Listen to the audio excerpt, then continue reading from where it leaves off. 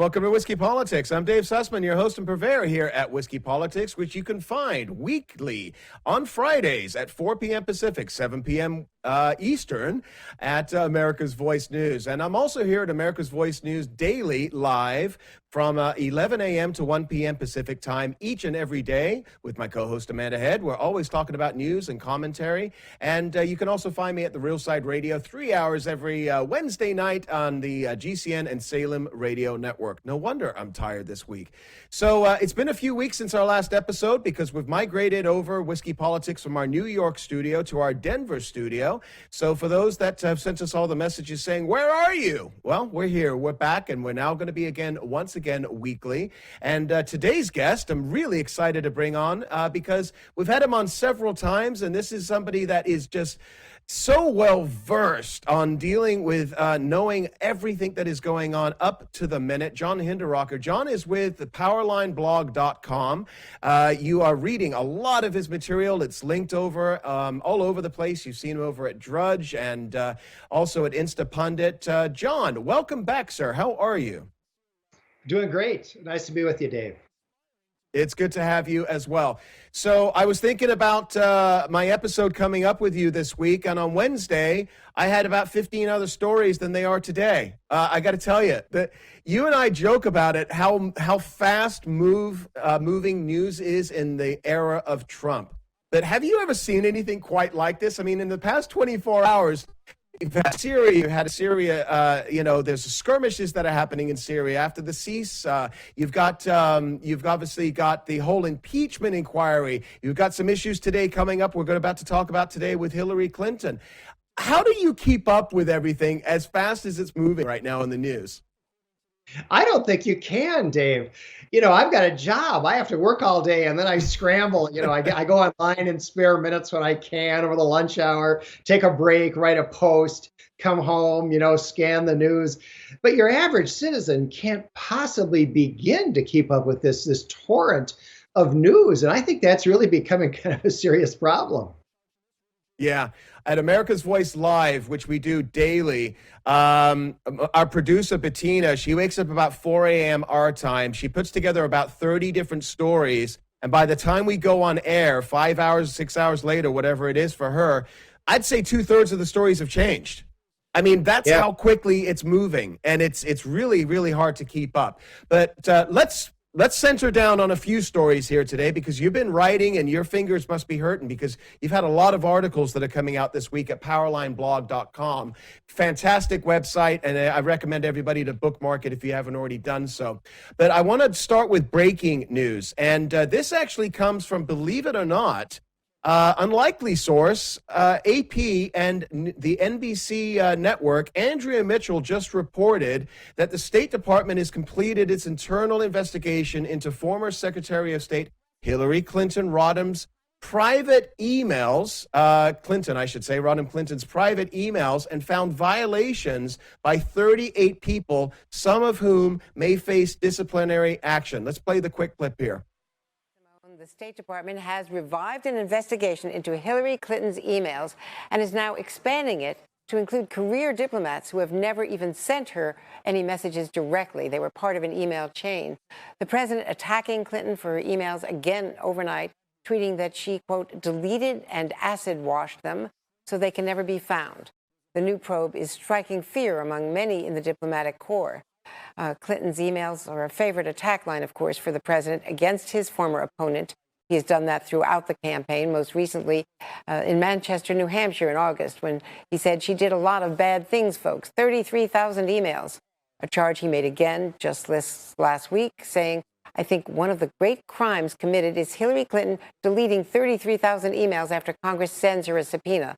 That not factually correct. But in any case, now the State Department investigators are intensifying their probe into email records of at least 130 senior State Department officials, both past and present. Their messages ended up in then Secretary of State Clinton's private email server, according to several former diplomats involved who spoke to NBC News. The story first reported by the Washington Post, but it's now gaining widespread distribution. The diplomats were told their emails, some from a decade ago, have been retroactively classified. According to those targeted, the department first reached out to them 18 months ago then notified them in August that it is all now re-examining more emails from that same time period, with no explanation as to why. One of those involved, former Assistant Secretary of State Jeffrey Feltman, who left the State Department in 2020. Okay, so this is kind of a Friday news dump at the end of the day. First of all, I just want to observe something. How uncomfortable, John, was Andrea Mitchell right there? Yeah, she can't help running interference for Hillary, even though she has to report this bad news, for her fellow Democrat. I mean, it's sad, frankly. This is kind of strange, though, Dave. In a sense, this is old news. I'm going from memory here because it's been years that this whole issue has been bubbling. But I believe that the State Department Inspector General wrote a report on this several years ago, and he did find that there were violations of State Department protocols, practices, and so forth. There was never any doubt about that. The claim that Hillary made that, well, there was nothing classified on the server, we've known for a long time that that was false. You can debate the number of classified emails, but we know that there were a number of them. And then, of course, there was the James Comey investigation, where he found that, originally he wrote the report where she satisfied the criminal standard of, I forget now, gross negligence, however that criminal standard is phrased, and then she deleted that phrase and substituted one that wasn't identical to the criminal standard and concluded that she shouldn't be prosecuted. So it's not really clear to me, Dave, based on what we've heard so far, how this is really different from the investigations that have been going on and we thought had been concluded some time ago. Yeah. The department determined that those 38 people were, quote unquote, culpable in 91 cases of sending classified information and messages that ended up in Clinton's personal email. They are, as Andrea Mitchell just reported, current and former State Department officials, not identified. And the investigation covered 33,000 emails. It goes on to say that the department found that in a total of 588 violations involving information then or now deemed to be classified, but they could not assign fault in 497 cases. Let me ask you this, because this is something that Hillary Clinton has been laughing about, right? They've checked me out and they found that this is, there's no there, and blah, blah, blah. And so many people have been so upset by what they see as a double standard here, where they're trying to, and we're going to talk about impeachment here a little bit later, but they're trying to find a quid pro quo where there obviously isn't any. And then you have this situation where there were 33,000 and then they, took hammers to their cell phones during the election. And, I mean, there's such a double standard. Do you think in the age of Trump as it is right now with the Attorney General Bill Barr, that maybe their time is coming, that, they're going to have to start to pay the piper a bit? Well, I think this is a surprising bit of news. We didn't anticipate it, but there are some things we are anticipating that I think are going to be much bigger deals. And the first of those is the broader investigation done by the Department of Justice's Inspector General. And the second is going to be the John Durham investigation, which is going on right now. And the most recent news I've seen there is that they've actually recovered a couple of cell phones that were used by this guy named Mifsud, who is alleged in the Mueller report to be a Russian agent, but who in fact, it seems, was at least as likely to be a U.S. Britain agent, and who I take it has now disappeared. I mean, you can't make this stuff up. This is like a James Bond. And apparently a couple of his cell phones have come to light, have been recovered, and are now being analyzed in the Department of Justice as part of this investigation. So I got a feeling, Dave, we ain't seen nothing yet. Yeah, this report, the IG report, is supposed to have been coming out. They said it was going to be released today. I doubt that's anything to do with the Hillary email situation. I've been hearing that now for week after week, and inside people are telling me that it's supposed to be released. So are they crossing T's and dotting I's? Or, I mean, is this thing coming, do you think? And if so, is it going to rock Washington? Well, it's coming, and it will rock Washington, although I think the Durham report is going to rock it more. But I don't have any inside information here. I just hear rumors about it. But I take it that what's going on is a battle over redactions. I assume that some members of what loosely is described as the deep state are trying mightily to keep some of this information from becoming public. But I guess we should find that out in a matter of days. Yeah. Let me ask you this from a standpoint of politics, because we are about, hard to believe, just over a year away from election 2020. It's going to be here before you know it. Time is moving so quickly. Is this something that would benefit Trump releasing now, if they have control over releasing it now, or closer to the time of the election? I don't really know. One concern, particularly in talking about the Durham report, is the Department of Justice tradition, and it may be in a guideline somewhere, I'm not sure, that they stop releasing stuff at some point to avoid influencing an election. And I've heard some people express concern that, Durham's got a lot of work to do. Let's hope he gets it done, because we don't want to get into the summer of 2020 and have him decide that under DOJ practices, the report has to wait until after the election. So I guess my sense, Dave, is that the sooner we know some of these facts, the better. Okay. We got John Hinderaker. You can find him at powerline.blog, and he's also president over at the Center for the American Experiment. President, right? I think you're there. President. Anyway, we're going to be right back after the break. We're going to talk, why is Hillary drunk blogging? Don't go away, folks. We'll be right back.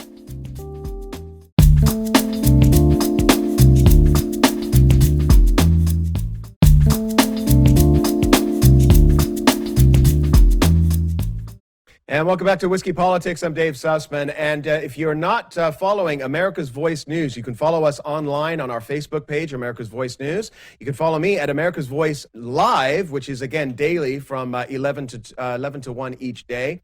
And you can also follow me at David Sussman. And also, I will suggest to everybody, if you're watching this online, download our app. You can download America's Voice News on your phone. You can download it on Roku, on Apple TV. We are growing. The viewership is increasing dramatically every single day, and it's because we are doing a lot of programming. We were live yesterday at the Trump rally, and we've got fantastic people that are joining us, like John Hinderaker, our guest here today, who is, he's really writing so much right now over at Powerline blog. And I got to tell you, John, this article that you brought out today referring to, is Hillary drunk podcasting?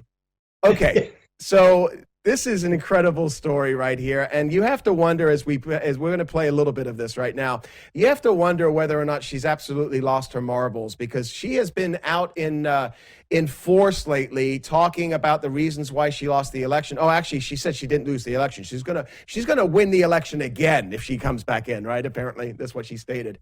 But here is something that I can't believe she actually stated about a former Democrat, referring to Tulsi Gabbard. She was appearing on David Plouffe's podcast, and Ed Morrissey recounts here. We're going to play a little clip of this, what she said about Tulsi Gabbard.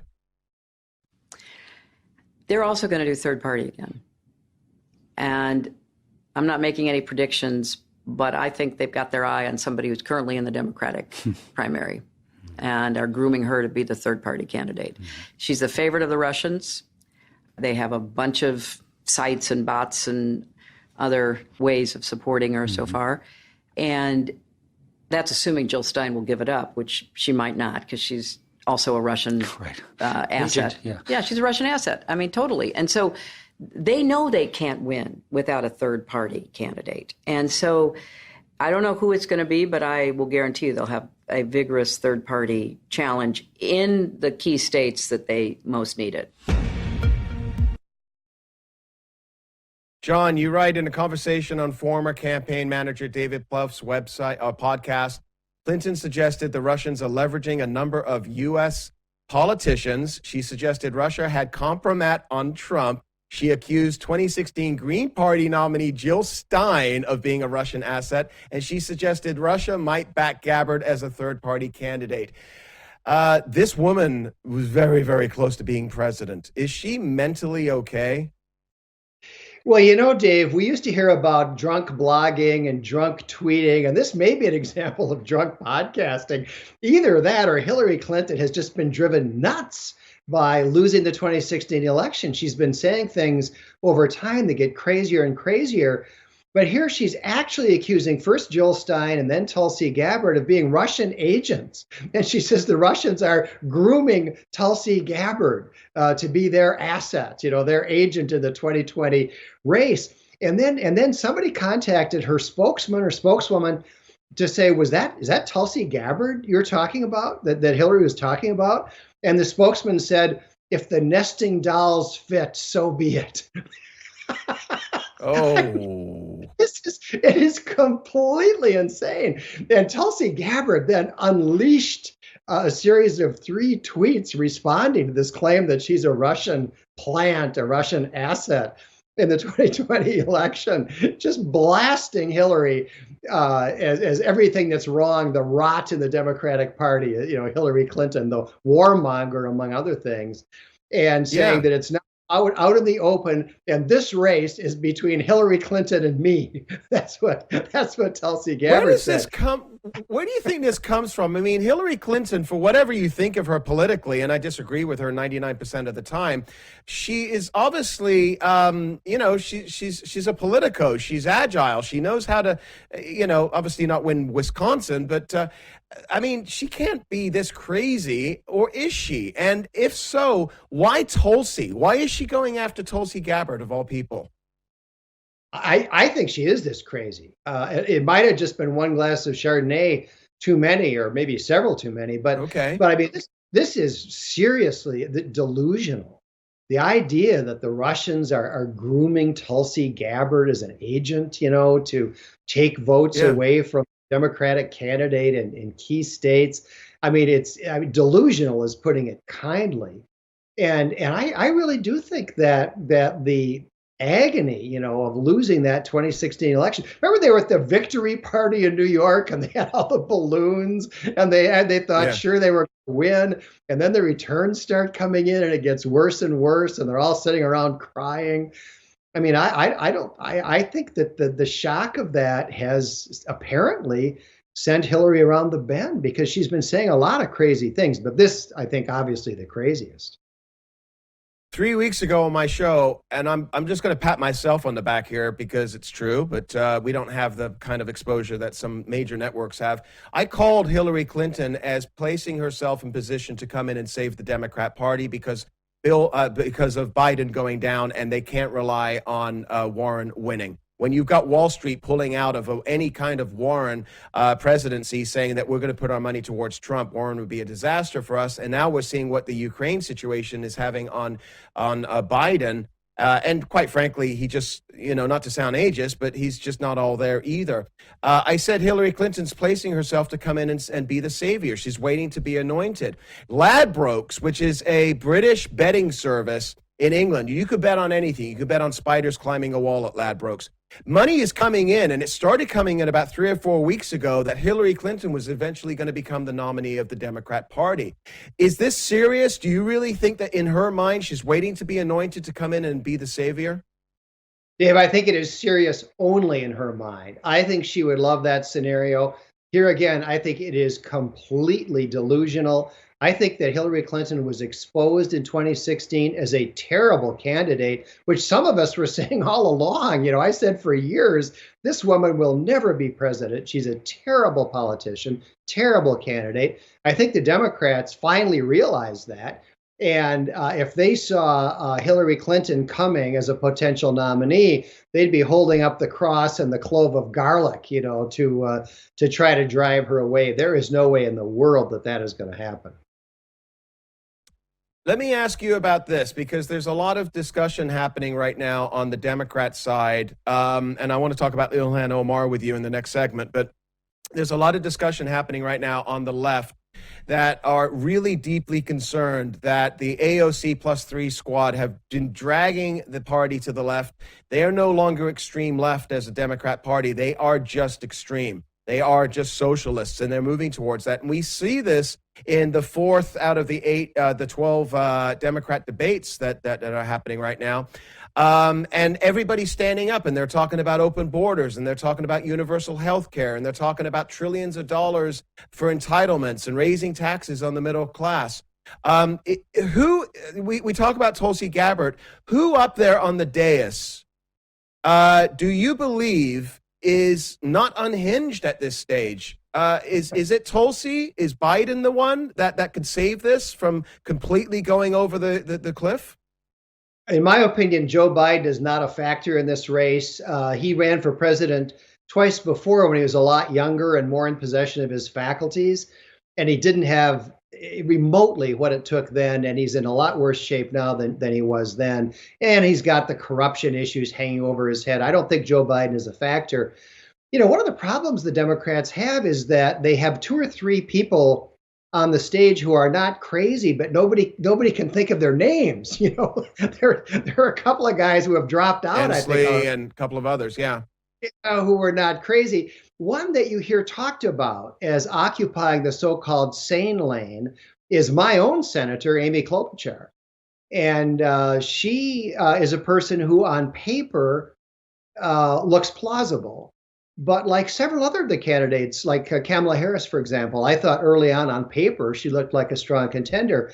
But those two, Klobuchar and Harris, are examples of candidates who, notwithstanding theoretical advantages, have totally failed to catch fire with Democratic voters. Now, no votes have been cast, right? No primaries have been held. So it's premature, I think, to start writing these folks off. But I think there are some people around the country who are looking at my senator from Minnesota, Amy Klobuchar, and saying, she's not crazy. She's very, very liberal. She's not a heck of a lot more conservative than Elizabeth Warren or Bernie Sanders, truth be told.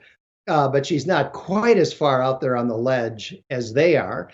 She is intelligent.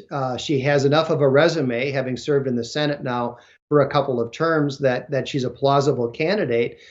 And I think there's a chance that when the primaries actually start, if she raises some money and she's still in the race at that point, that somebody like Klobuchar could be a real factor. I think that, after this last debate, I saw some buzz about, Mayor Pete. How do you say his last name? Buttigieg, whatever it is. Yeah. Here again, you talk about delusion. I think it is delusional to think that the mayor of South Bend, Indiana, is going to emerge as the presidential nominee of the Democratic Party. I mean, that is not going to happen. And I think, honestly, I think the Democrats are in terrible shape. They don't have a candidate. And I think the fact that the squad has now come out and endorsed Bernie Sanders, who is old news. He's news from 4 years ago. He's 78 years old? I mean, are you kidding me? Yeah. He just heart attack followed by heart surgery. And now he gets endorsed by the squad. I think they got a serious problem. They do not have a candidate. Yeah. Well, Minnesota is definitely making a lot of news this year, just outside of Amy Klobuchar as well. If it isn't Ilhan Omar, it's also that Trump was at the rally last week and pointed at you guys out and your partner, Scott Johnson at Powerline. We're going to talk about that after the break when we come back here, because there's so much news that is happening right now and so many different issues that I wanted to get to with John. But we're going to talk about Ilhan Omar in Minnesota right after the break. Dave Sussman here at Whiskey Politics. Don't go away, folks.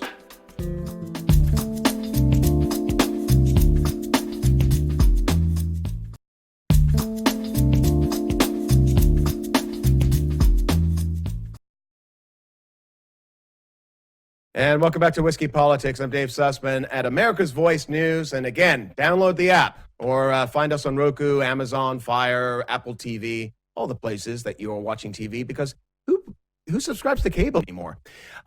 We were just talking with John Hinderaker about Amy Klobuchar in Minnesota, and I teased that Powerline is actually maybe playing a role in the state of Minnesota this year. President Trump went to an incredible rally in Minneapolis last week. I'm sure you all saw it. We played a lot of clips at America's Voice Live. And holy cow, not only was the rally just filled to the brim on the inside, there were a lot of people on the outside. Most of them were supporters of Donald Trump, but there were a whole bunch of Antifa protesters out there as well. I want to get to that in just a minute. But it was inside with President Trump, who actually pointed out Scott Johnson over at Powerline, John's partner over there, and the work that they're doing on Ilhan Omar. Here's a quick clip. Thank you very much. So we're honored to have with us today a special guest, a man that really is a terrific, talented writer. He knows a great deal about all those tangled lies of Omar. Mr. Scott Johnson of Powerline, he wrote some stuff, I can't believe it. Where's Scott? Where's Scott? Thank you, Scott. Thank you, Scott. What a job. Man, do you have her figured out. The only problem is, Scott, it's incredible talent, much more talented than most of these people that you heard about. The problem is they never pick it up. They don't want to pick it up. But we pick it up, Scott, and the people get it, and we thank you for your great reporting. Thank you. Thank you very much. As Scott reported, everything about Omar is a fraud, including her name. Scott reports his sources told him that, quote, Omar's legal husband was Omar's brother and that she had married him for fraudulent purposes. You mean like coming into the United States, maybe?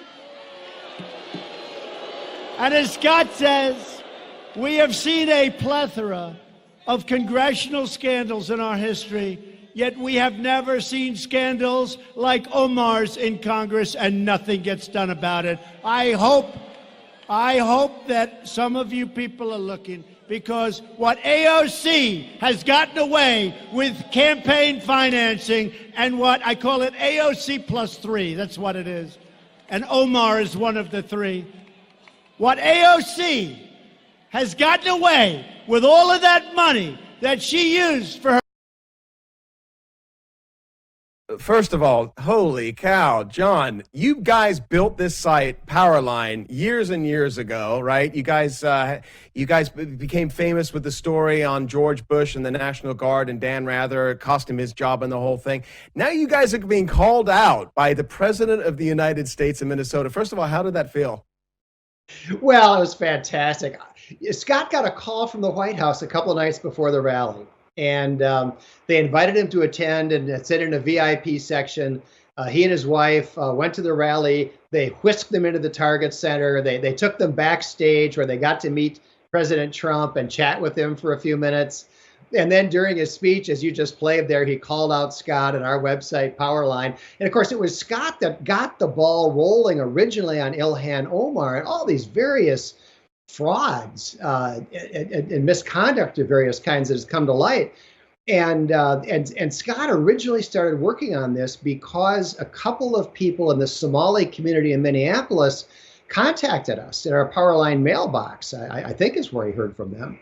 And they started giving him information and pointing him to social media posts and so on. A couple of other people have joined in. David Steinberg is one, a reporter over at an outfit called Alpha News is the other one.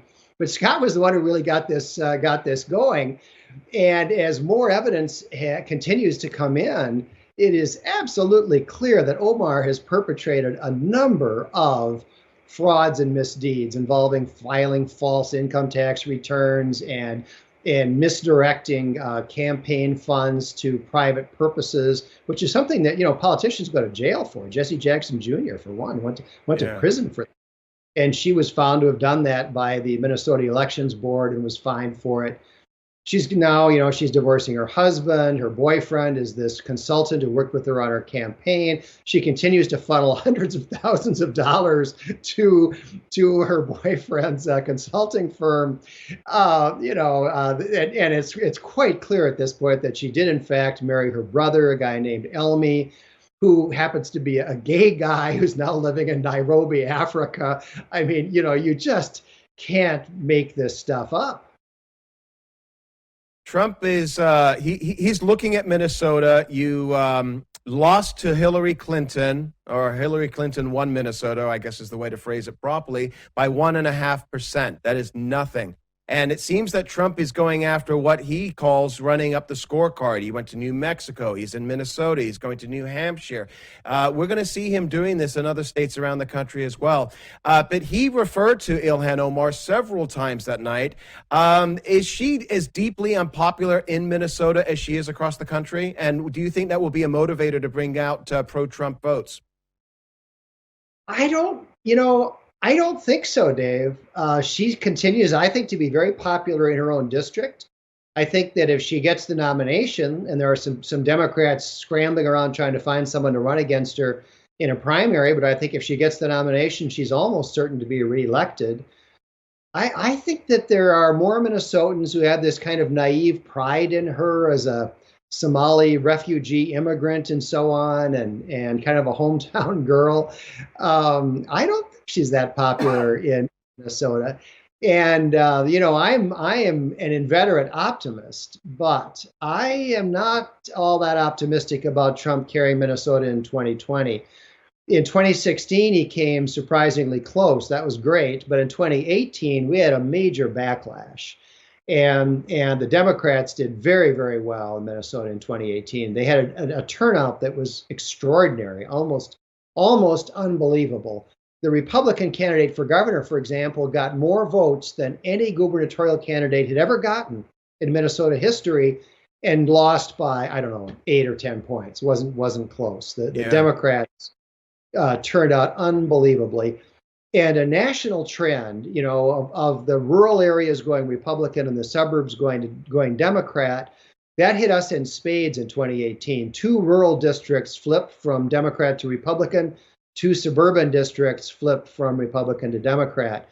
So I think that there's a real anti-Trump sentiment in the Twin Cities suburbs, and I'm not all that optimistic that Trump's going to be able to improve on his performance from 2016. Were you surprised at the level of the rallies, the Antifa rallies that were down in Minneapolis that night Trump spoke? Because there was some violence down there, and I was actually quite stunned. I thought you guys are kind of mellow folks down there in Minneapolis. I've been to Minneapolis several times. It's a great city, but there were a tremendous number of people down there, weren't there? Well, there were. Minneapolis is a city in decline. And, we have a mayor, Jacob Fry. I call him the boy mayor. He was actually an associate of my law firm not too many years ago. Now he's the mayor of Minneapolis. And he issued a statement expressing regret when it was announced that Trump was going to do this rally at the Target Center, expressing regret. He'd like to bar Trump from entering the city. Unfortunately, he doesn't have the legal power to do that. That pesky Constitution gets in the way. And so he regretted that he couldn't do it. But then he tried to do it indirectly. He sent a bill for security, so-called, to the people that run the Target Center for $532,000, hoping to stop Trump from coming that way. Well, that didn't work. But I think a lot of people hold Fry, as well as, we have the city council in Minneapolis that is incredibly anti-police. I mean, most of the current members of the city council ran on an anti-police platform. It's unbelievable. And a lot of people here think that they really encourage this violent protest. Trump supporters were assaulted. They were spat upon. They threw urine at police officers. They attacked police officers. They attacked police horses. One woman was struck with a piece of lumber as she's leaving the rally. They had to keep a bunch of people, including Scott Johnson, for one. They wouldn't let him leave the Target Center because it wasn't safe at that point to go out. They had to wait for the streets to be a little more cleared. These so-called protesters, I call them rioters, blocked parking lots in the vicinity of the Target Center so that people who had attended the rally couldn't leave. They couldn't get their cars out of the lots. They built a fire in the middle of the street, and they burned, Trump paraphernalia, American flags, and so on. They carried a you don't see a lot of USSR flags anymore, the red flag with the hammer and sickle, but they found one somewhere. It's unbelievable. They're carrying the USSR. Yeah. In our last minute here before our final break, there were some pictures that went viral on social media showing that both Ilhan Omar and her employee boyfriend were there under, I guess they were hiding themselves. Now, that has apparently been debunked. GOP USA published an investigation by the Pioneer Press, which is in your neighborhood, St. Paul, Minnesota, showing that she was in Africa while her boyfriend was in D.C. Did that carry any weight there? This woman looks exactly like her, and there's still a lot of people that don't believe that she was in Africa. No. She was not there in person. There was at least one member of the Minnesota legislature who was there, dressed in black with the Antifa people. But Ilhan Omar tweeted support for this riot. She tweeted her support and said she wished she could have been there. So no, she is absolutely in bed with these violent, unlawful riots. Gotcha. Well, it's incredible, and hopefully, the people in Minnesota wake up a little bit. But we're going to be coming back for our last segment. Want to talk impeachment with John Hinderaker over at PowerlineBlog.com. Dave Sussman here at Whiskey Politics. We'll be right back.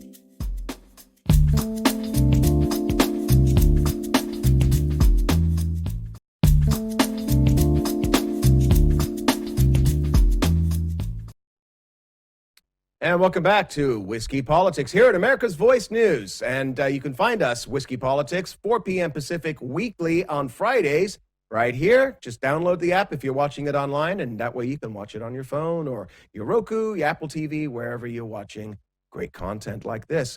John Hinderaker, he started and is the founder and an incredible writer over at PowerlineBlog.com. He also is the president over at the Center for the American Experiment in Minnesota.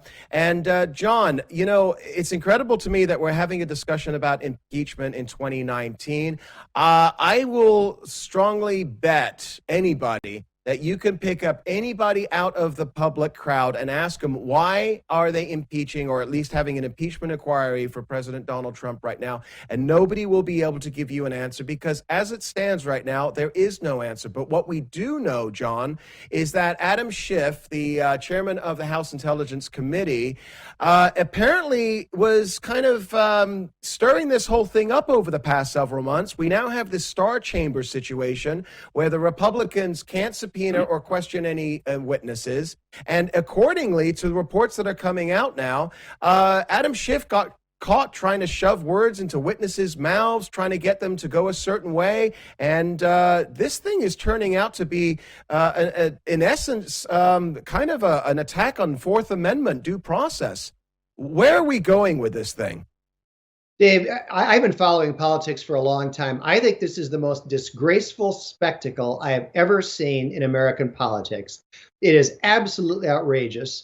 The House of Representatives has not voted to conduct an impeachment inquiry. This is a kind of unofficial Adam Schiff, Nancy Pelosi effort. They're not following any rules. The Republicans are not being allowed to participate. They're conducting this inquiry in secret, really like a Star Chamber. It's unbelievable how ridiculous this is. And you're right. Who was the witness? I can't say his name, but one of these career diplomats who was involved in the Ukrainian situation. And Schiff kept trying.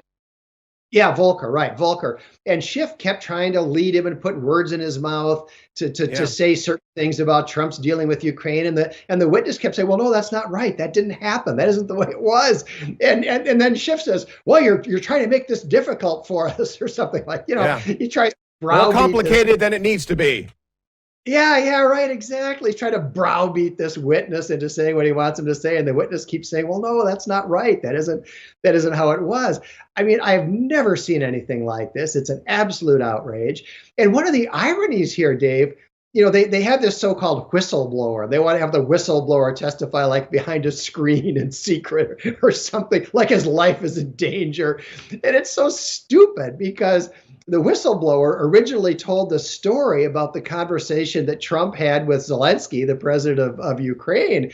And when this hit the news just a couple of days later, Trump said, all right, let's release the transcript. So he released the whole transcript of the conversation.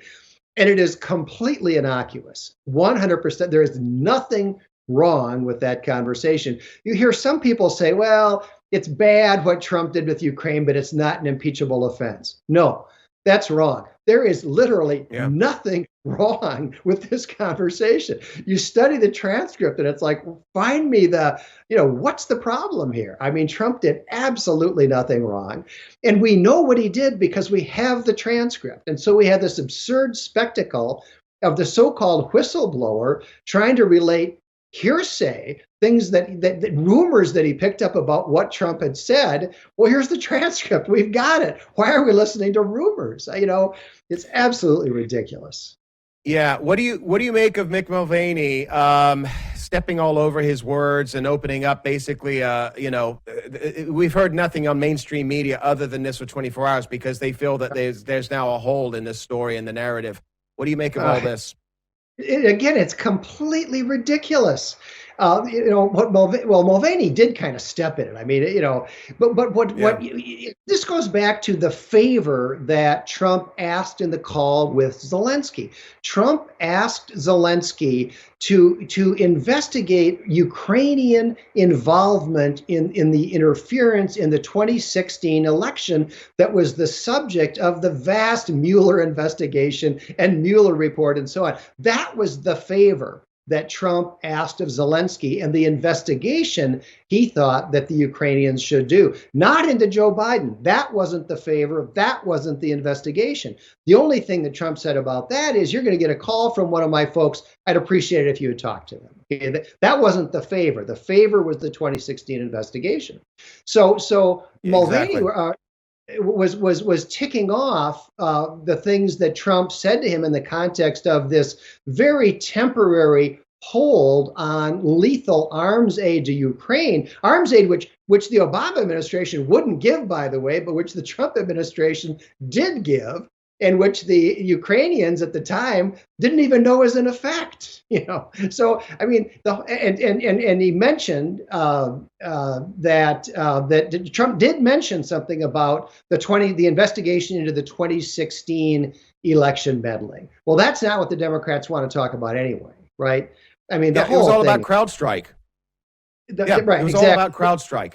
And CrowdStrike's the server in Ukraine, and that was where you had the Steele dossier and all the foreign intelligence information that went on there. And let me ask you this, and I hate to do this to you, but I'm going to ask you to put yourself in the mind of Adam Schiff. And I met Adam Schiff a couple of weekends ago, and I tried to ask him questions on camera, and he pushed me away. Security came up to me.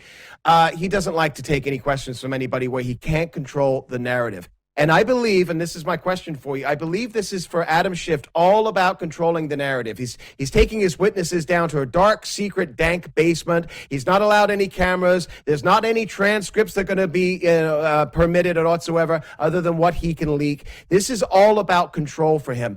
What is he doing here? Does he realize that it's in essence what he is focused on and we talked about this briefly at the end of the last segment, that this is a total hit against the Fourth Amendment, that this is unconstitutional? Yeah, the Fifth Amendment, I would say, Dave, but I think you're absolutely, the lack of due process is obvious and glaring. I think the Democrats have two objectives here. One is they want to use their friendly newspapers and friendly TV networks to get the word Trump and the word impeachment in the same headline and the same sentence over and over and over again, so that some voters who don't follow these things very closely will think there's so much smoke, there's got to be some fire. I think it's frankly as simple as that. They know how stupid these theories are, and they just don't care. The other thing is, I think they know that they're going to be in trouble to some degree when the DOJ IG report comes out and when the Durham report comes out.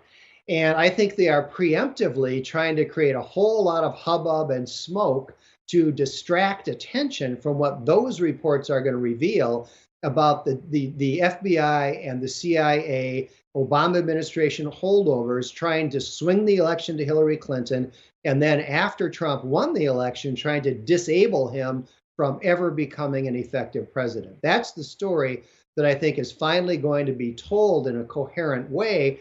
And I think they're just trying to create so much distraction, so much noise, that people don't absorb that story. I've been saying that for a couple of weeks now. I agree with you 100% on that. And I think that and I'm not going to insult anybody. I'm not going to call somebody a low information voter. Let's just call them normal people that are working two jobs. They come home, they eat their dinner, they watch some Dancing with the Stars, and they fall asleep to 10 seconds of local news, which is fed from the AP or New York Times or CNN. And this is what Adam Schiff and Nancy Pelosi are hoping, that they're going to hear the word impeachment. He did something wrong, and there's not enough honest people in mainstream media to change the narrative. Are you concerned about that? Because ultimately, this comes down to an election in 2020.